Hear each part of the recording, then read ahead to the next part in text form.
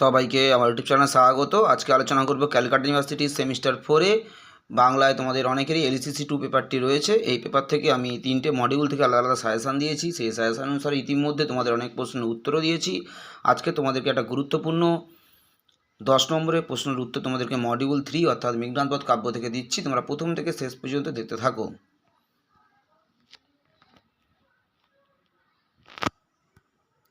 Semester 4-এ যাদের LCC 2-1 অর্থাৎ compulsory Bangla, তোমাদের যে আবশ্যিক বাংলা যে পেপারটি রয়েছে, এই পেপার থেকে আমি 3টে মডিউল থেকেই আলাদা আলাদা সাজেশান দিয়েছি।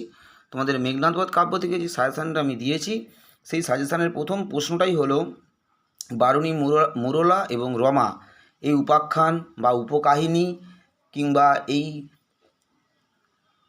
যে কাহিনীটা তোমাদের রয়েছে তার গুরুত্ব কতখানি, বা এই যে উপাখ্যানটা রয়েছে বা এই যে তোমাদের বাড়তি যে একটা কাহিনী রয়েছে যেটা একান্তভাবে মধুসূদনের নিজস্ব সৃষ্টি, কবির নিজস্ব সৃষ্টি, এই উপকাহিনী বা এই উপাখ্যান কিংবা বারিণী মুরলা ও রমার কথোপকথন, এই অংশটার বর্ণনা করো এবং এটা কাব্যের জন্য কতটা গুরুত্বপূর্ণ বা কতটা প্রাসঙ্গিক কিংবা কতটা প্রয়োজনীয় আলোচনা করো।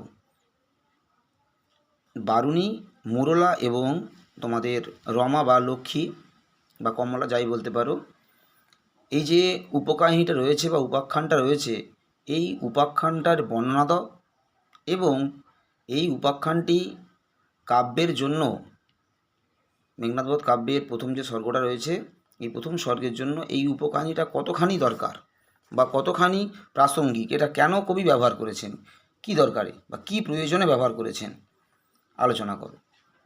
খুবই গুরুত্বপূর্ণ প্রশ্ন। তোমরা প্রত্যেকেই জানো এটা 2022 সালে এসেছিল। তোমাদের জন্য এবছর এই 10 নম্বরের প্রশ্নটা খুবই গুরুত্বপূর্ণ।